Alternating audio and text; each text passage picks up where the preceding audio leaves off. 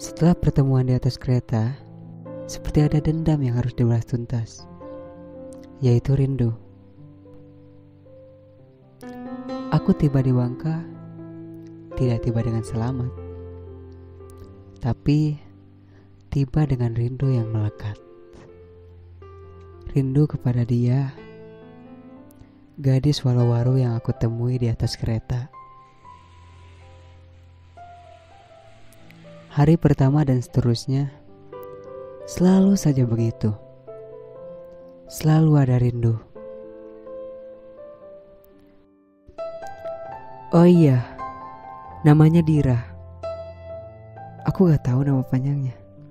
Aku lupa nanya nama panjangnya. Atau aku buat sendiri ya. Dira. Seperti perasaan yang aku rasakan saat ini. Aku selipkan di namanya. Dira, kamu apa kabar? Atau dirama, dirayu, diperhatikan, disayang. Dira, kamu apa kabar? Kupikir nama itu cocok untuknya. Dan sesuai perasaanku juga. Sedang rindu-rindunya.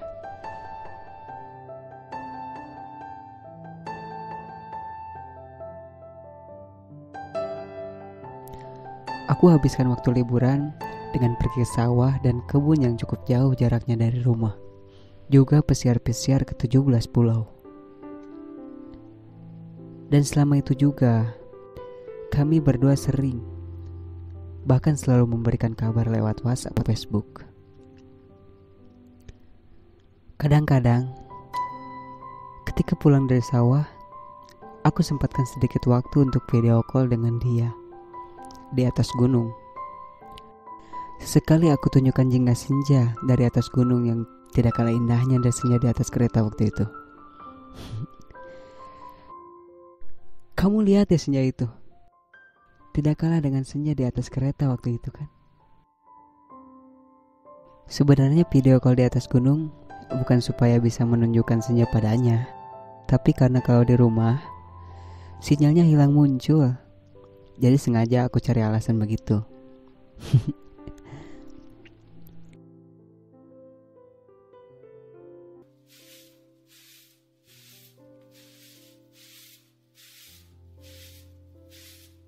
Pada suatu siang yang panas dan terik menikam kepala, saat itu aku sedang bersih-bersih rumput di pematangan sawah. Tiba-tiba ada panggilan masuk. Setelah aku cek, ternyata panggilan video call dari dia. Aku sedikit kaget, karena sekarang dia lagi di rumah sakit Ende, bersama ibunya yang sedang sakit. Kamu datang ke sini ya? Mama udah seminggu di rumah sakit, katanya dengan wajah penuh harap. Iya Dir, nanti akan kuusahakan, kataku dengan jawaban yang cukup meyakinkan. Di atas kereta, dia memang pernah cerita kalau dia minta cuti dari tempat kerjanya karena mamanya yang sedang sakit di kampung. Dia juga cerita kalau ayahnya udah meninggal. Katanya sih disantet oleh tetangganya karena iri dengki katanya. Aneh. Ayahnya adalah seorang guru yang hidup lumayan. Ketika sedang renovasi rumah, ketika itulah ayahnya meninggal. Waktu itu dia masih kuliah. Ia adalah putri tunggal dari 5 bersaudara. Ketiga saudaranya sudah beristri, sedang yang satunya memilih hidup selibat menjadi imam biarawan. Dan yang lumayan bikin takut, saudaranya yang ketiga seorang polisi. Itu adalah saudaranya yang paling kejam. Pacarnya aja waktu SMA dulu pernah diancam oleh kakaknya yang tadi. Sebenarnya masih banyak yang ia ceritakan waktu itu. dan cerita-ceritanya itu selalu tersimpan rapi dalam memoriku.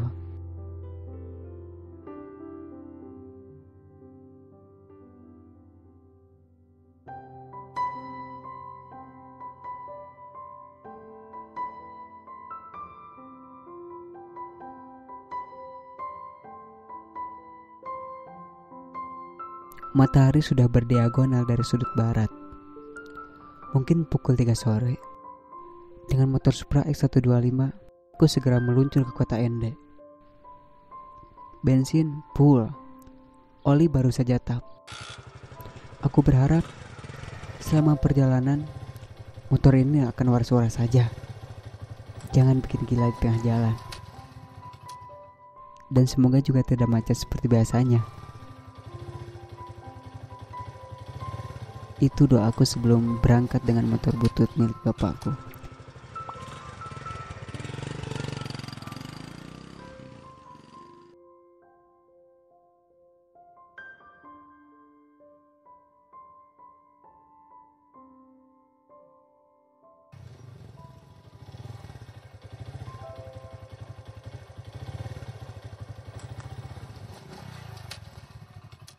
Sampailah aku di rumah sakit itu, dan aku langsung menelponnya.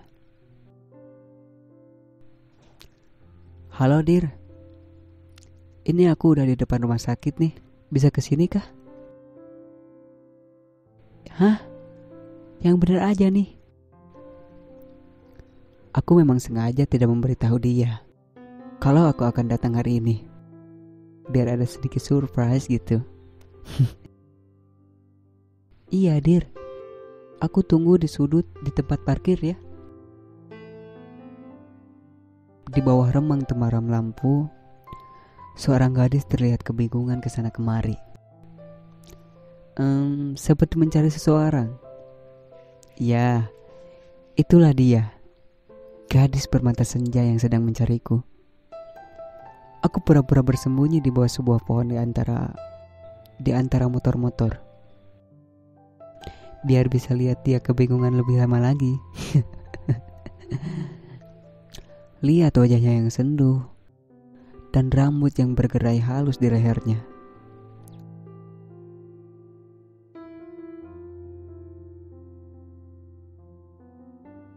Entah kenapa jantung ini berdetak lebih kencang dari biasanya, seperti ada mesin traktor yang sedang membajak sawah. Itulah yang selalu terjadi ketika aku ada di depan dia.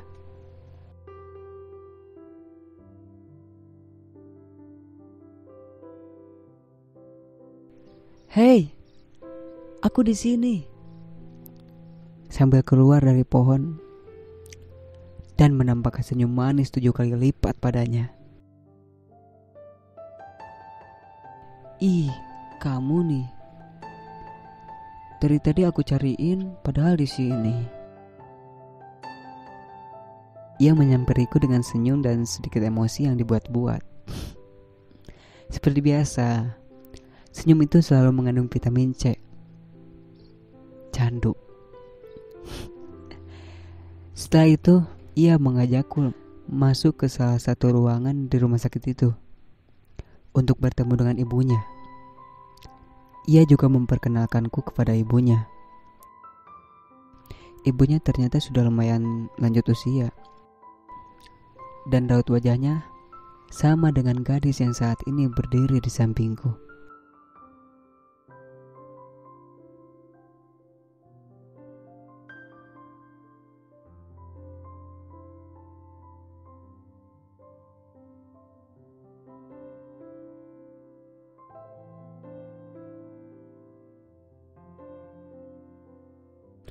Setelah bercerita beberapa waktu, ia mengajakku bertemu dengan kakak-kakaknya di tempat penginapan.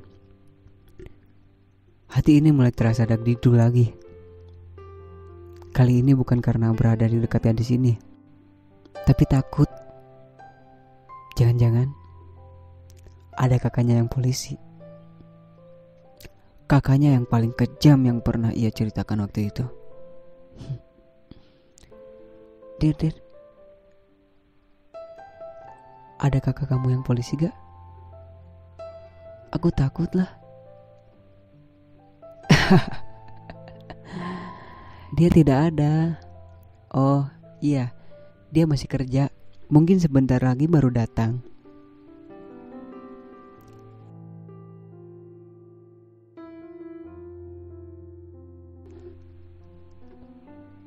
Tenang saja, mereka semua itu manja sekali kalau sama aku. Tahu kan, anak perempuan satu-satunya. Ketika hampir tiba di penginapan, aku mengajak dia untuk berhenti sebentar. Dir. Setelah ini aku minta waktu sebentar ya. Aku mau ajak kamu ke taman kota. Tapi aku izin dulu ya ke kakak-kakakku.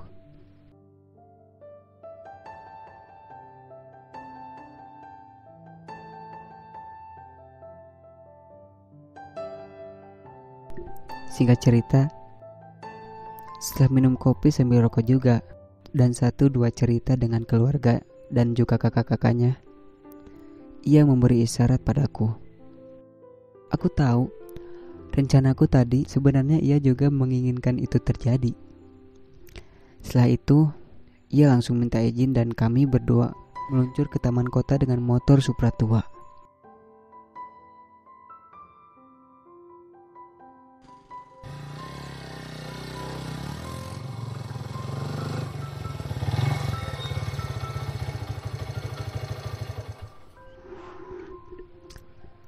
Taman kota tidak ramai malam ini. Di salah satu sudutnya hanya ada kami berdua. Bertiga. Dengan sepi yang selalu cemburu. Kami duduk berdampingan di atas bangku tua yang terbuat dari tembok.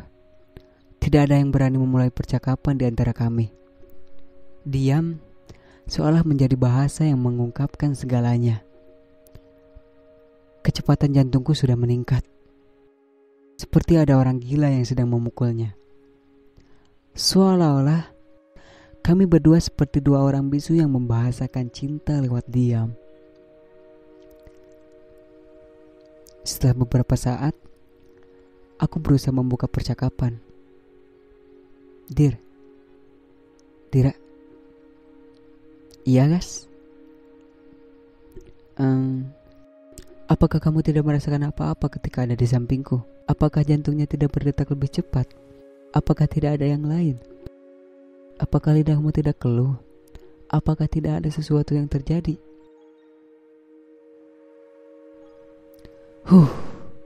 Aku ungkapkan semua rasa yang aku rasakan ketika ada di sampingnya.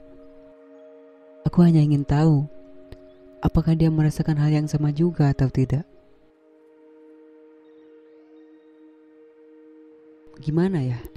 Ia tertunduk seperti kehilangan kuasa kata untuk bicara.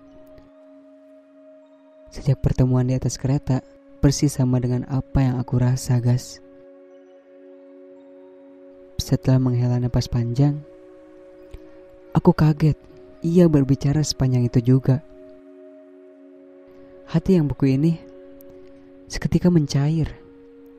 Seperti ada kebahagiaan lain ketika kata-kata itu keluar dari bibirnya.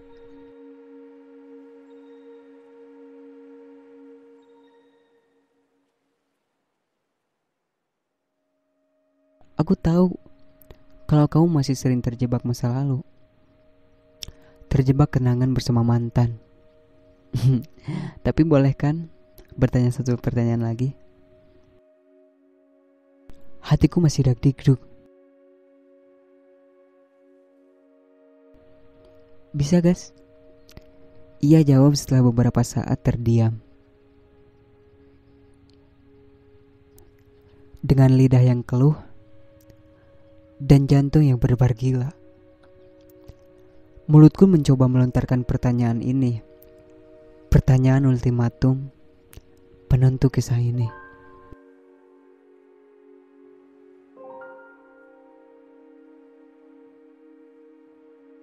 Lebih spesial dari nasi goreng.